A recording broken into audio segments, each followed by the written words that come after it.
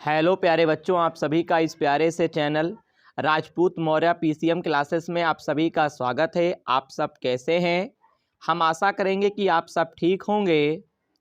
तो आज की क्लास में हम लोग कक्षा 12 की जो आपकी रसायन विज्ञान है, इसमें आपको जो पाठ 4 दे रखे हैं, रासायनिक बल गतिकी, इस पाठ के अंतर्गत हम बहुत ही इम्पॉर्टेंट टॉपिक को लेकर आए हुए हैं। अगर आज की क्लास में अगर आप आए हुए हैं तो अंत तक बने रहिएगा, क्योंकि जब आप क्लास में अंत तक बने रहेंगे तभी आप मेरे द्वारा समझाए गए कॉन्सेप्ट को आप समझ पाएंगे। आपको पता ही है, इस चैनल पे पीसीएम विषयों की क्लासें आपको दी जा रही हैं, यानी आपको मैथ पढ़ाया जा रहा है, केमिस्ट्री पढ़ाया जा रहा है और आपको फिजिक्स पढ़ाया जा रहा है। और हर एक विषय का कंप्लीट टॉपिक आपको पढ़ने को इस चैनल पे मिलेगा। तो अगर जो बच्चे कक्षा 12 में हैं और इन विषयों की तैयारी करना चाहते हैं और बोर्ड एग्ज़ाम में 90+ अंक प्राप्त करना चाहते हैं तो इस चैनल से ज़रूर जुड़ें। और आप लोग भी इस चैनल को अपने उन सभी दोस्तों में शेयर करें जो बच्चे कोचिंग नहीं कर पा रहे हैं। तो यहाँ तक की बात एकदम क्लियर है। पिछली वीडियो अगर आपको देखनी है तो आप हमारे चैनल के प्लेलिस्ट के माध्यम से जाके देख सकते हैं। वहाँ पे हर एक सब्जेक्ट का कंप्लीट क्लास आपको दिया गया है, वो आप प्लेलिस्ट के माध्यम से जाके आप देख सकते हैं। आप जब भी YouTube पर मेरे चैनल से वीडियो आप देखें तो आप एक काम करेंगे, वीडियो की क्वालिटी ज़रूर बढ़ा लेंगे। अगर आप वीडियो की क्वालिटी बढ़ा लेते हैं तो इससे क्या होगा, हम स्क्रीन पर जो कुछ भी लिख के समझाते हैं या जो भी हम नोट्स के माध्यम से आपको समझाते हैं वो आपको क्लीन दिखाई दे सके। यहाँ तक की बात एकदम क्लियर है। तो चलिए आज की क्लास की हम लोग शुरुआत करते हैं। और अगर अभी तक आपने मेरे चैनल को सब्सक्राइब नहीं किया है तो कृपया करके चैनल को सब्सक्राइब कर लें। नए छात्र हैं तो वीडियो को लाइक करेंगे और सब्सक्राइब करेंगे। अगर पुराने छात्र हैं तो आपको केवल चैनल को क्या करना है, लाइक करना है वीडियो को। ठीक है, यहाँ तक की एकदम बात क्लियर है। तो चलिए क्लास की शुरुआत करते हैं। यहाँ पे हमारा टॉपिक है अभिक्रिया की दर अथवा अभिक्रिया का वेग। ये मेरी पहली परिभाषा आज रहेगी। ये परिभाषा पेपर के लिए इम्पॉर्टेंट है, तो सब बच्चे एक काम करेंगे, इस पे इम्पॉर्टेंट सबको लिख लेना है, क्योंकि आप नोट्स बना ही रहे होंगे। यहाँ पे परिभाषा है, एकांक समय में अभिकारकों या उत्पादों की सांद्रता में जो परिवर्तन होता है उसे अभिक्रिया की दर अथवा अभिक्रिया का वेग कहते हैं। क्या आपको ये बात समझ में आ रही है? यानी बेटा एकांक समय, यानी आपको कुछ समय लगेगा। जब भी आप कोई रिएक्शन करते हैं तो वहाँ पे जो अभिकारक है या बनने वाला जो उत्पाद है, क्योंकि एक तरफ हमारा अभिकारक होता है, दूसरी तरफ हमारा उत्पाद होता है, आपको पता ही है। तो उसकी जो सांद्रता होती है, उसमें जो परिवर्तन होता है, कुछ समय लगेगा ना, तो उसे हम क्या बोलेंगे, उसे अभिक्रिया की दर, दर का मतलब वेग, उसे अभिक्रिया की दर अथवा अभिक्रिया का हम क्या बोलेंगे, वेग कहेंगे। तो आप ये परिभाषा इस हेडिंग के अंतर्गत आपको लिखना है, आप लिख लेंगे। अब बात आती है, इसी की हम दूसरी परिभाषा हम आपको बताने जा रहे हैं। चाहे आप वो परिभाषा जो मैंने अभी बोला है आपको, चाहे वो कॉपी पे लिखिएगा, बोर्ड एग्जाम में या पेपर में कहीं पर भी हो, आप चाहे ये लिखें चाहे ये लिखें, आप अपनी सरलता से कार्य करेंगे। ठीक है, लेकिन मैं आपको 2 परिभाषाएं आपको लिखवाऊंगा। अब चलिए हम दूसरी परिभाषा समझ लेते हैं। इस प्रकार से भी आप लिख के दिखा सकते हैं, वह दर जिस पर समय के साथ साथ अभिकारक या उत्पाद पदार्थों का सांद्रण क्या होता है, परिवर्तित होता है, यानी बेटा बदलता रहता है। अगर हम एक तरफ अभिकारक लेते हैं तो ये बताओ अभिकारक जब आप लोगे यानी यहाँ पे जो रिएक्शन होगा तो वो समय के साथ साथ वो उत्पाद में परिवर्तित होगा। तो ये बताओ उसके सांद्रण में परिवर्तन होगा कि नहीं होगा? हाँ जी बिल्कुल होगा। एक एग्जाम्पल के माध्यम से मैं आपको समझाना चाहता हूँ। जैसे हमारे पास एक गिलास है, मैंने क्या ले लिया? एक गिलास ले लिया। इस गिलास के अंदर मैंने केवल पानी लिया हुआ है। क्या लिया हुआ है? पानी। अब एक बात बताओ, इस गिलास के अंदर मैंने एक गिलास लिया है, इसके अंदर मैंने पानी की मात्रा ले ली है। अब मैंने क्या किया? मैंने चम्मच से क्या किया? मैंने शक्कर के इसमें दाने डाल दिए। ठीक है, मैंने शक्कर की थोड़ी मात्रा इसमें डाल दी। अब जब गिलास में केवल पानी था तो इस प्रकार का जो हमारा विलयन है इसको बोलेंगे तनु। क्या बोलेंगे? तनु बोलेंगे। और जैसे ही आपने इसमें क्या किया? शक्कर की मात्रा आपने डाल दिया। तो ये बताओ ये जो हमारा तनु विलयन था यानी केवल पानी था, अब वो क्या हो जाएगा? पानी गाढ़ा हो जाएगा क्योंकि आपने उसमें शक्कर की मात्रा डाल दी है।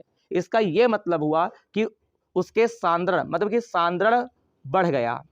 गाढ़ापन का मतलब ये हुआ यहाँ पे जो विलयन है यानी क्या हो गया? सांद्रण, उसका कुछ ना कुछ उस विलयन का सांद्रण हो गया। अब अगर हम चीनी की मात्रा यानी शक्कर की मात्रा अगर बढ़ाते जाएंगे तो उसका सांद्रण क्या होगा? बढ़ता जाएगा, यानी उसके सांद्रण में क्या होगा? परिवर्तन होता जाएगा। ये बात समझ में आ गई? तो वही चीज है कि वह दर जिस पर समय के साथ साथ अभिकारक या उत्पाद पदार्थों का सांद्रण क्या होता है बेटा? परिवर्तित होता रहता है, उसे हम क्या कहेंगे? अभिक्रिया की दर अथवा अभिक्रिया का वेग कहेंगे। एक फार्मूला आपको नोट करना है। आर बराबर आपका सूत्र होता है डेल्टा सी बटे डेल्टा टी।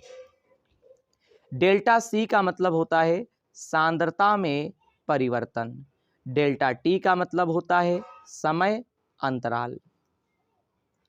पेपर में मात्रक पूछ लेता है अभिक्रिया के वेग का, तो याद रखिएगा अभिक्रिया के वेग का जो मात्रक होता है वो होता है मोल इंटू लीटर इनवर्स और आपका होता है सेकंड इनवर्स। या तो ये मात्रक आप लिखेंगे और या तो आप लिख सकते हैं मोल इंटू लीटर इनवर्स और यहाँ पे मिनट इनवर्स।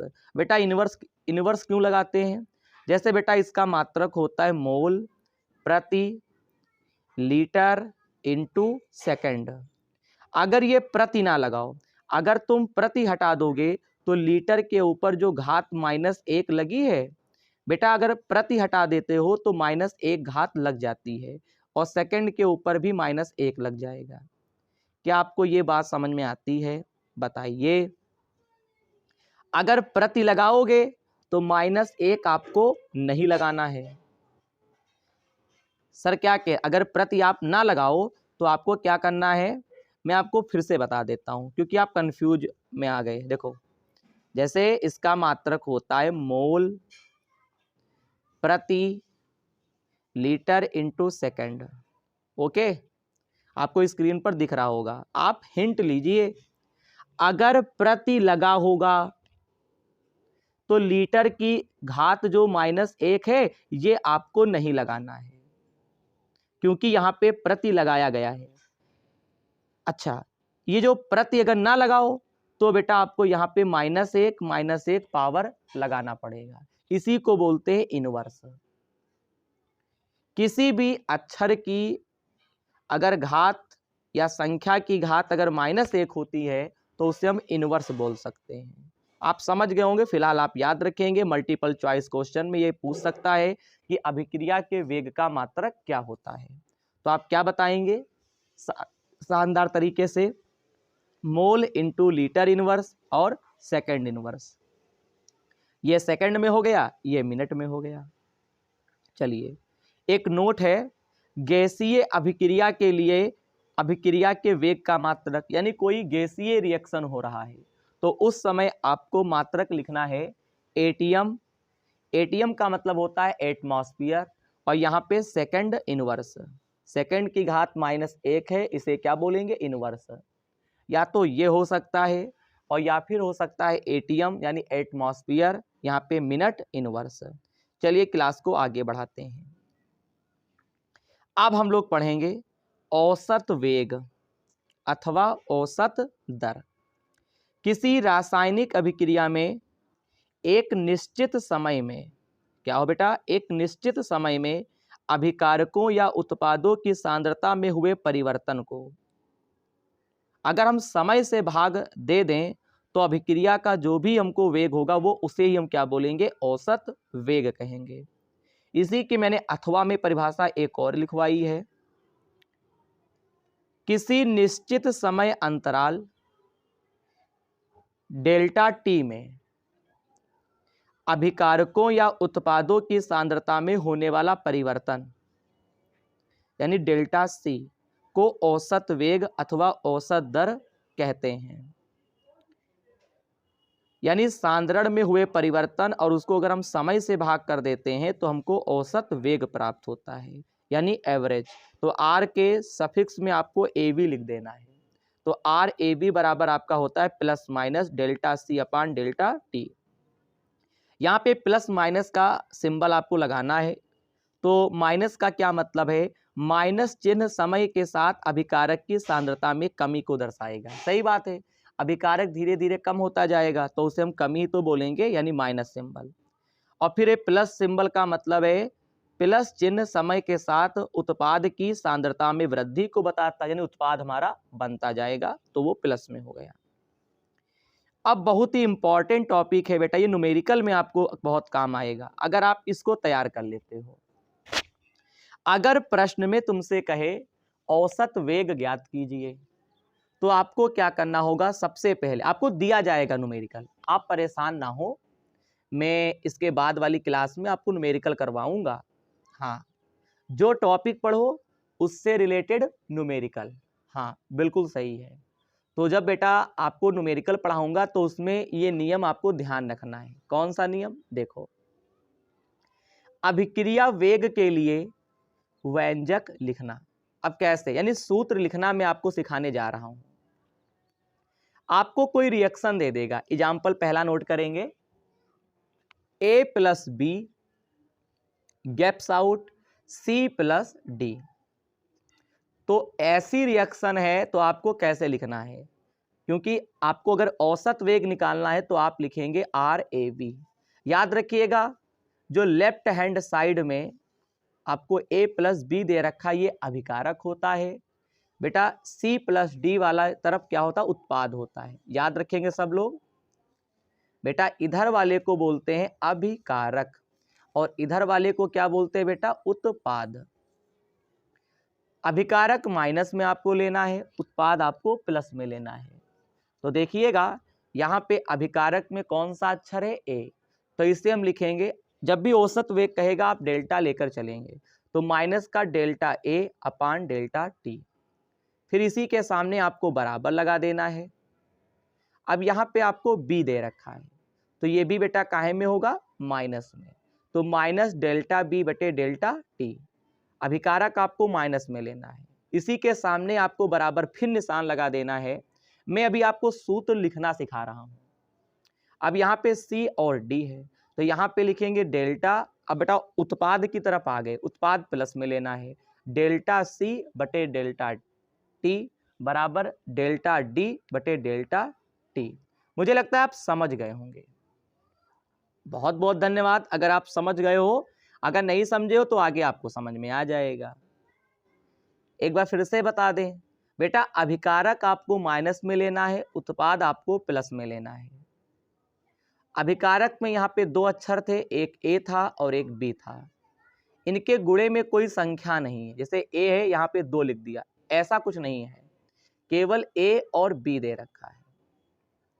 तो अभिकारक में ए है तो इसको लिखेंगे माइनस का डेल्टा ए बटे डेल्टा टी, और बी को क्या लिखेंगे, माइनस डेल्टा बी बटे डेल्टा टी, और ये उत्पाद में सी प्लस डी दे रखा है तो ये आपका हो जाएगा delta c delta t, delta d delta t. यहां तक कि एकदम बात क्लियर है। अब बात आता है एग्जाम्पल नंबर 2 की। बेटा अगर किसी भी रिएक्शन में जो आपको अभी मैंने बताया ए बी या सी और डी, अगर इनके गुणांक में कुछ दिया हो, जैसे n1 दिया है, बी के गुणांक में n2 दिया है, सी के गुणांक में m1 दिया है, डी के गुणांक में m2 दिया है, तब क्या करेंगे, सुनो, तब अगर आपको औसत वेग निकालना है तो ये याद रखिएगा, अभिकारक माइनस में लेना है, उत्पाद आपको प्लस में लेना है। हाँ जी, बिल्कुल बात सही है, गजब वाली बात। अब यहाँ पे a का गुणांक कितना है, n1। बेटा हमेशा गुणांक जो होगा वो बटे में आ जाएगा। कैसे, देखो, जैसे अगर 2 है तो 1/2 आपको लेना है, और अगर अभिकारक में अगर गुणांक लेते हो तो बेटा माइनस में लेना है। यानी 2 अगर दिया है अभिकारक में, यानी अभिकारक में गुणांक 2 दे रखा है, तो उसे लिख सकते हैं -1/2। अगर 3 दिया है तो इसको लिख सकते हैं -1/3। एकदम बात क्लियर है। अभिकारक में होगा तो आपको माइनस में लेना है, लेकिन अगर उत्पाद में होता 2 और 3 तो आपको प्लस में 1/2 प्लस में 1/3 लेना है। आप नहीं समझे, चलिए करके दिखाते हैं। बेटा ध्यान से क्लास को देखो, कुछ पाने के लिए आपको कुछ मेहनत करनी पड़ेगी। अगर आपके हौसले बुलंद हैं तो आप पक्का आप अपने मुकाम को हासिल करेंगे, ये तय बात है। हौसला जो भी होता है मेहनत मांगती है। चलिए औसत वेग निकालते हैं। तो यहाँ अभिकारक में n1 दे रखा है तो माइनस का 1/n1 हो गया बस, और फिर a को जैसे लिखते थे डेल्टा a बटे डेल्टा t हो जाएगा। यहाँ पे अभिकारक में b दे रखा है, b का गुणांक है n2, तो माइनस का 1/n2 डेल्टा b बटे डेल्टा t हो गया। ये हमारे अभिकारक हो गए। अब बात आती है उत्पाद की, तो यहाँ पे आपको m1 दे रखा है तो 1/m1, और यहाँ पे c ये उत्पाद है, प्लस में ले लेना, delta c upon delta T बराबर 1/m2 delta d upon delta T. आ गया होगा समझ में। चलिए अगर नहीं आया है, चलिए अब आएगा समझ में। एग्जाम्पल नंबर 3 देख लेते हैं। इसमें नहीं आया तो क्या करें, तो इसमें आएगा, इसमें नहीं आया तो आगे देखो, फिर देखते हैं। कब तक नहीं समझ में आएगा, कोशिश करिए। अगर आ जाए समझ में तो आपको कमेंट में जरूर बताना है। हाँ, अगर आप पढ़ाई ईमानदारी से कर रहे हैं। यहाँ पे एक रिएक्शन लेकर आया हुआ हूँ, 2HI ब्रैकेट में G लिखा, ये गैस की प्रवृत्ति को दर्शा रहा है। G लिखो चाहे ना लिखो, हटा दो, अरे लिख दो। H2 है, यहाँ पे I2 है, ये रिएक्शन दे रखा है। अब ये बताओ अभिकारक कौन है, HI, उत्पाद कौन है, H2 और I2। अभिकारक माइनस में लेना है, उत्पाद आपको प्लस में लेना है। एकदम क्लियर है। हाँ जी बिल्कुल क्लियर है। अब आपको औसत वेग निकालना है, तो यहाँ पे क्या होगा, HI के गुणांक में 2 है तो 2 को लिखेंगे 1/2। ये अभिकारक में है तो माइनस का सिंबल लग गया, और फिर डेल्टा लिख के यहाँ पे जो कुछ भी होगा, HI है तो HI और बटे में डेल्टा टी। 2 अक्षर है तो 2 अक्षर को लिखोगे, 1 अक्षर है तो 1 लिखोगे, बटे में डेल्टा टी ही रहेगा। एकदम बात क्लियर है। अभिकारक में केवल एक ही था पद। अब बात आती है उत्पाद में, लिखो तो H2 के गुणांक में कोई संख्या, यहाँ पे H2 है ना, तो 2 से मतलब थोड़ी ना है आगे। आपको H2 यानी कि इसके 2 से आपको मतलब नहीं है, इस वाले 2 से। इसके गुणांक में अगर होता, जैसे 2 यहाँ पे होता 2H2, तो पहले वाले 2 से मतलब होता, लेकिन ऐसा नहीं है, तो नहीं है तो नहीं करेंगे। तो यहाँ पे डेल्टा H2 बटे डेल्टा टी हो जाएगा, बराबर का निशान लगा देंगे। फिर यहाँ पे I2 दे रखा है तो यहाँ पे क्या लिखेंगे, उत्पाद है ना, तो यहाँ पर भी ऐसा गुणांक नहीं है, तो बेटा क्या, गुणांक जब नहीं होता है तो डेल्टा I2 बटे डेल्टा टी लिख देंगे। ये बात आपको समझ में आ रही है, आ रही होगी। चलिए एक और एग्जाम्पल आपके सामने लेकर आया हुआ हूँ, देखते हैं। N2 + 3H2 gaps out to NH3। तो क्या N2 के गुणे में कोई चीज है, नहीं है तो कोई बात नहीं है, आपको नहीं लिखना है, बस ये अभिकारक है तो आपको सिंपल लिखना है, माइनस निशान लगा के डेल्टा N2 बटे डेल्टा टी। यहाँ पे 3H2 है तो ये आपका काहे में, अभिकारक में इसको क्या लिखेंगे, माइनस का 1/3 डेल्टा H2 बटे डेल्टा टी। क्योंकि H2 के गुणांक में 3 है तो 3 को क्या लिखेंगे, 1/3, और ये काहे में होगा, माइनस में, क्योंकि अभिकारक में है, और बराबर का निशान लगा देंगे। उत्पाद आपको दे रखा 2NH3, तो यहाँ पे क्या हो जाएगा मेरे बच्चे, NH3 के गुणांक में कितना है, 2, लेकिन ये उत्पाद की ओर आ रहा है तो 2 का होता है 1/2, सिंबल नहीं लगाएंगे माइनस का, और डेल्टा NH3 बटे डेल्टा टी कर देंगे। तो यहाँ तक की बात एकदम क्लियर है। तो आज की क्लास में हम लोगों ने क्या सीखा, अभिक्रिया की दर की परिभाषा सीखी जो कि पेपर के लिए इम्पॉर्टेंट है, औसत वेग की परिभाषा सीखी और अभिक्रिया के वेग को हम लोगों ने लिखना सीखा कि किस प्रकार से जब न्यूमेरिकल लगाएंगे किस प्रकार से लिखना है। मुझे लगता है कि औसत वेग अगर कोई रिएक्शन दे रखा होगा तो आपको लिखना आ गया होगा। अगर लिखना आ गया है तो आपकी बात बिल्कुल सही है और मेरी मेहनत सफल हो गई। ठीक है, अभी क्लास हमारी यहीं तक रहेगी और अभी भी पाठ 4 यानी रासायनिक बलगतिकी, इसमें अभी भी बहुत सारे टॉपिक हैं। मैं उनकी चर्चा अगली क्लास में करूंगा। फिलहाल यहीं तक हमारी क्लास रहेगी और ये चैप्टर 4 की ये दूसरी क्लास है। पहले आप अपना चैप्टर जो इससे पहले मैंने पढ़ाया था, ये चैप्टर 4 की दूसरी क्लास है। इससे पहले जो मैंने चैप्टर आपको पढ़ा रखे हैं उसे कंप्लीट करें और वीडियो को आपको क्या करना है, नंबरिंग में देखना है। क्या बेटा, वीडियो को आपको क्या करना है, नंबरिंग वाइज आपको देखते जाना है। ठीक है, अभी भी इसमें टॉपिक हैं बहुत सारे, मैं उन टॉपिकों को अगली क्लास में पढ़ाऊंगा। फिलहाल आप इसे कॉपी पे नोट करें, सर ने जो बताया है उसे समझें, नहीं समझ में आया वीडियो को बैक करें और हाँ, कमेंट के माध्यम से मुझे सब बच्चे बताएंगे कि क्या आपको अभिक्रिया के वेग को लिखना आ गया है। मुझे कमेंट के माध्यम से सब बच्चे बताएंगे। अगर आपको अभिक्रिया के वेग को लिखना आ गया ना तो मेरी जो मेहनत है वो सफल हो जाएगी। अगर नहीं समझ में आया है तो आप कमेंट के माध्यम से बताएंगे, अगर आ गया है तो कमेंट के माध्यम से बताएंगे। यहाँ तक कि एकदम बात क्लियर है। क्लास के लास्ट में मैं आपसे बोलूँगा, अगर आप चैनल पे नए हैं तो चैनल को सब्सक्राइब करेंगे, वीडियो को लाइक करेंगे और चैनल पे अगर पुराने हैं तो आपको केवल वीडियो को लाइक करना है और इस वीडियो को या इस चैनल को उन सभी दोस्तों में बताएंगे जो क्लास 12th में है और पीसीएम विषय की तैयारी करना चाहते हैं। तो मिलते हैं अगली क्लास में। जय हिंद, जय भारत।